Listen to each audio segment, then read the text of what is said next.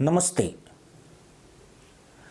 Iran के बकलौल मुल्ला Ayatollah Khamenei ने कल आरोप लगाया कि भारत को उन देशों में शामिल किया जाए जहां मुसलमानों को पीड़ा झेलनी पड़ती है। ऐसी बकवास करने वाला ये वही बेवकूफ़ अयातुल्ला है जो हाल के महीनों में इजराइल के हाथों ईरान की दुनिया भर में थूथू करा चुका है। हैरत की बात नहीं है कि इस जाहिल ने चीन, स्वीडन, म्यांमार, श्रीलंका, फ्रांस जैसे देशों को शामिल करने की बात नहीं कही। वैसे अयातुल्ला मुल्लाओं का इतना ही हितैषी है तो उन्हें ईरान में क्यों नहीं बसा लेता है। हलक फाड़कर बेफजूल की बकलोली करने से मुसलमान अयातुल्ला के पिछवाड़े पर रिबन बांधने नहीं आएंगे। अगर मुसलमानों पर दुनिया में कहीं अत्याचार हो रहे हैं तो इसके लिए अयातुल्ला जैसे ही फटेरू जिम्मेदार हैं। पूरा विश्व इस्लामिक आतंकवाद की विभीषिका से जूझ रहा है। जहां जहां मुसलमान हैं वहीं पर मुसलमान आतंकी ग्रुप एक्टिव हैं। दुनिया में और भी धर्म बसते हैं, लेकिन कहीं पर भी मजहब के नाम पर गैर धर्मी लोगों के खिलाफ आतंकवादी संगठन नहीं बनाए गए हैं। यह घृणित स्वरूप मुसलमानों में ही देखने को मिलता है, जिसे अयातुल्ला और दूसरे कटमुल्ला प्रोत्साहित करने पर उतारू हैं। ईरान में हर साल सैकड़ों मुसलमानों को सूली पर चढ़ा दिया जाता है। इनमें से बहुत सारे लोग सिर्फ सरकार की नीतियों का विरोध करने की वजह से मार दिए जाते हैं। ईरानी लोगों की आज़ादी छीन ली गई है और मुस्लिम महिलाएं बेहद बुरे हालात में जी रही है। यह मुसलमानों का शोषण नहीं तो क्या है। लेकिन अपने गिरेबान में झांकने की बजाय भारत पर आरोप मढ़ देना आसान है। ऐसा इसलिए कि भारत चीन की तरह सख्त नहीं है। यहाँ से जाहिलों के पिछवाड़े पर लात पड़ने की गारंटी बहुत कमजोर है। चीन में उइगर मुसलमानों पर अत्याचार की सारी सीमाएं लांघ दी गई।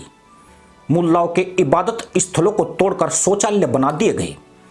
इस्लाम के मानने वाले धार्मिक पुस्तक कुरान को सबसे पवित्र मानते हैं। चीन की कम्युनिस्ट सरकार ने उसी में बदलाव कर दिए। लेकिन अयातुल्ला तो छोड़िए, किसी मुल्ला की सूसू तक नहीं निकल पाई। पर भारत पर आरोप मढ़ देना बहुत सरल है। हैरानी की बात नहीं है कि मुसलमानों के शुभचिंतक बनने वाले मुल्ला देश मुसलमानों को अपने मुल्क में शरण देने से भी हिचकिचाते हैं। यहूदी देश इजरायली यहूदियों के लिए अपने दरवाजे हमेशा खुले रखता है, लेकिन शिया मुसलमानों का मुल्क ईरान बाहरी शियाओं को पनाह क्यों नहीं दे रहा है। पाकिस्तान में शिया मुसलमानों पर अत्याचारों की पराकाष्ठा हो चुकी है, पर ईरानी मुल्लाओं को वह नहीं नजर आ रही है। मुसलमानों को शरण देने से कन्नी काटने की बात तो दूर, मुस्लिम देशों से खुद अपने घर के मुल्ला नहीं संभाले जा रहे हैं। पाकिस्तान ने तो 20 लाख अफगानी मुसलमानों को लाते मारकर देश से भगा दिया, पर किसी मुल्ला ने उफ तक नहीं की। दरअसल असली वजह ही कुछ और है।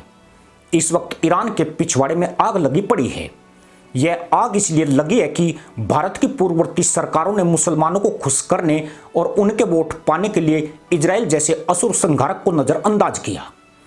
इससे खाड़ी देशों के साथ ईरान भी प्रसन्न था, मगर बदलते घटनाक्रम में भारत ने इस्लामिक आतंकवाद पर जीरो टॉलरेंस की अपनी प्रतिबद्धता को बनाए रखा है। अब ईरान की अपेक्षा भारत इजराइल की विचारधारा का बड़ा समर्थक बनकर उभरा है। आतंकवाद के खिलाफ इजराइल का कठोर रुख भारत को प्रभावित करता है। लंबे समय से मुसलमान आतंकवादियों ने भारत की नरमी का लाभ उठाकर कई जख्म दिए हैं, परंतु अब यहां आतंकवादी और उनका महिमा मंडन करने वाले शुभ चिंतकों के पिछवाड़े टूट रहे हैं। वोट बैंक के नाम पर मुसलमानों की मनमर्जी खत्म हो चुकी है। यह शक्ति अयातुल्ला जैसे फंडरों को मुसलमानों के शोषण के रूप में नजर आ रही है, मगर इस बुढ़ऊ बकलोल को चीन में तशरीफ लाल करवा रहे उइगर नजर नहीं आते हैं। ऐसा इसलिए कि वहां से तुरंत अयातुल्ला की थूथन पर चांटे पड़ने शुरू हो जाएंगे। भारत का इजराइल के करीब जाना ही ईरान को बुरी तरह अखर रहा है। 7 अक्टूबर 2023 को जब मुसलमान आतंकवादियों ने इजराइल में हमला किया था, भारतीय प्रधानमंत्री ने इसे आतंकवादी कृत्य बताया था। इसी से तय हो गया था कि भारत और इजराइल की विचारधारा में कितनी समानता आ चुकी है। गाजा के असुर संहार में भारतीय कंपनियों ने अहम योगदान दिया है। इजराइल को गोला बारूद की आपूर्ति हो या वहां श्रमिक की समस्या, भारत ने आगे बढ़कर तेल अवीव को मदद दी है। यकीनन ईरान को भारत से ऐसी उम्मीद नहीं थी।